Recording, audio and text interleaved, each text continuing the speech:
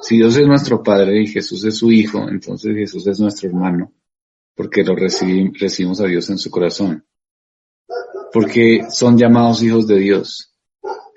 Entonces, habíamos dicho que, que, que por qué somos llamados hijos de Dios es porque todo el mundo no es hijo de Dios, sino creación de Dios, ¿verdad? Entonces, Juan 1:12 dice, porque todos los que le recibieron les dio derecho de llegar a ser hijos de Dios, es decir, los que creen en su nombre. Entonces, no todos somos hijos de Dios, sino aquellos que hemos venido a Cristo, ellos somos hijos de Dios. Entonces, esa era la respuesta. Todos somos criatura, pero no todos somos hijos. ¿Quiénes son los hijos? Aquellos que vinieron a Cristo. Ellos son los hijos de Dios. Por eso no todo el mundo es salvo. Solamente aquellos que han venido bajo la justicia de Cristo o en arrepentimiento. Ellos son los que son salvos. ¿Sí? Habíamos hablado también, la segunda pregunta era, que cuando Eva comió el fruto prohibido, que si era literal o era un simbolismo. Entonces habíamos hablado de que obviamente sí ocurrió, sí fue algo literal, ¿cierto? Y lo vemos en el capítulo 3, versículos 2 y 3. Y que el versículo indica claramente que habla de comer de los frutos del huerto. Eso es una manera literal. Entonces, aquí está hablando literalmente de un fruto, de un huerto, de un acontecimiento histórico. Si este acontecimiento histórico no fuera literal, no hubiese pasado, entonces no hubiese necesidad de Cristo, no hubiera necesidad del Señor. Entonces, por eso es importante tener claro eso. Entonces, sí tuvo que ser algo real, literal. Si no es literal, grave. Entonces, si no es literal, entonces no era necesario Cristo, no era necesario la obra, no hubiera sido necesario eso. Tenía que ser literal porque es un acontecimiento histórico. Ahora, sí en un sentido hay un simbolismo.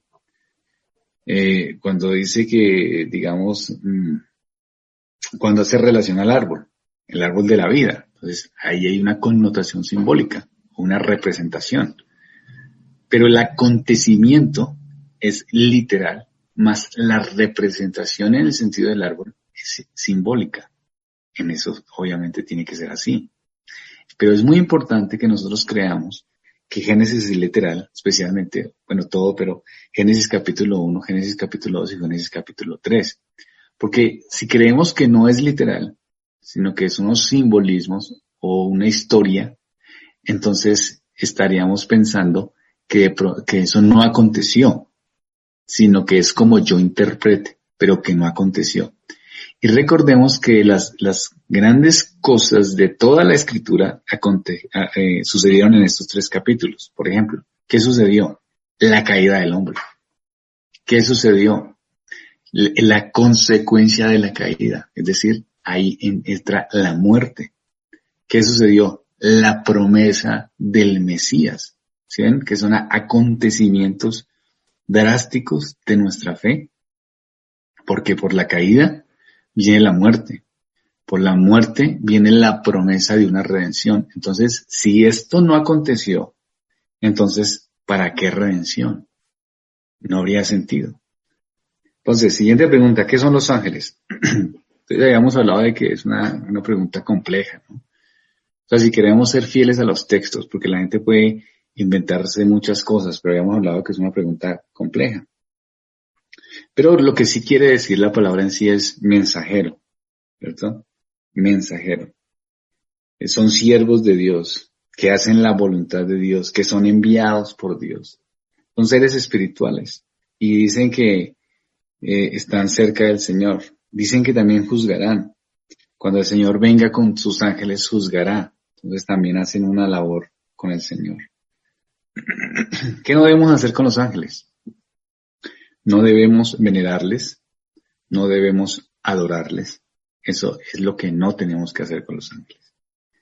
Tenemos que reconocerlos, tenemos que no tenemos que venerarlos, sino reconocerlos, pero no llamarlos, como hacerles oraciones, como invocarlos.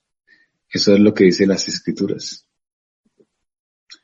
Dice, nadie os prive, Colosenses 2:18, nadie os prive de vuestro premio, afectando humildad y culto a los ángeles, entremetiéndose en lo que no han visto, vanamente hinchados por su propia mente carnal. Entonces hay personas que le hacen culto a los ángeles, eso es incorrecto.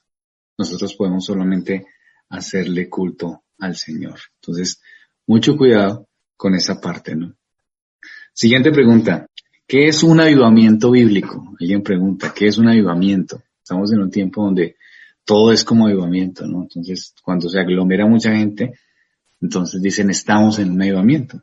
En este momento, por ejemplo, ninguna iglesia puede estar haciendo culto, entonces ya no hay aglomeración, entonces ya no habría avivamiento. Las personas piensan que el avivamiento es que existan muchos cristianos en un lugar específico. Y si hay muchos cristianos, entonces eso es un avivamiento espiritual. Entonces, tenemos que meditarlo y pensarlo en sí, ¿qué es un avivamiento? Vamos a preguntarle a la luz de las Escrituras. Jeremías, capítulo 31, versículo 32 y 33. Dice las Escrituras, pero este es el pacto que haré con la casa de Israel. Después de aquellos días, dice Jehová, daré mi ley en su mente y la escribiré en su corazón, y yo seré a ellos por Dios, y ellos me serán por pueblo. Entonces, ¿será que avivamiento? Hay confusión por ese término, ¿no? Hay confusión, o sea, avivamiento suena como mucha, como que hoy en día suena como mucha gente en un lugar, como que estamos todos avivados, gritando, danzando, emocionados, entonces eso es un avivamiento, como se piensa. Pero lo que vemos aquí en las Escrituras es que Dios hace un pacto con la casa de Israel. Daré mi ley en su mente y la escribiré en su corazón, y yo seré a ellos por Dios y ellos me serán por pueblo. Es decir, el pueblo de Dios tiene su palabra escrita en sus corazones. ¿Qué es el avivamiento entonces según este texto? Que el creyente es cambiado en su corazón por la palabra de Dios. Es decir, la palabra de Dios en el creyente está escrita y ya ahora su deseo es obedecer a Dios. Eso es un avivamiento espiritual. Eso es avivamiento espiritual. Es la mente del creyente. Es el deseo del creyente en buscar al Señor. Por eso dicen las Escrituras, yo seré a ellos por Dios y ellos me serán por pueblo. El avivamiento no es una situación netamente colectiva, sino particular. Dios aviva nuestros corazones. Cuando en nuestros corazones son cambiados, eso es un avivamiento espiritual. No es una cosa particular, general. No es avivamiento porque todos estamos reunidos. Podemos estar todos reunidos sin amar la Biblia. Podemos estar todos reunidos haciendo malas cosas. Podemos estar todos reunidos de manera equivocada. El verdadero avivamiento es que estamos reunidos enfocándonos en que Dios transformó nuestros corazones. Pero así no estemos reunidos, cuando estamos como en este tiempo, que no hay iglesia, entonces sigue Dios obrando donde estamos, en los lugares donde estamos, porque hemos sido cambiados. Eso es entonces el avivamiento espiritual. ¿Sí es claro? Hay muchas referencias a eso. Hechos 28-27, Isaías 6 del 9 al 10, que dice, porque el corazón de este pueblo se ha engrosado, y con los oídos oyeron pesadamente, y sus ojos han cerrado, para que no vean con los ojos y oigan con los oídos, y entiendan de corazón, y se conviertan, y yo los sane, dice Isaías. Es un avivamiento verdadero el hacer lo opuesto a lo que hace el mundo.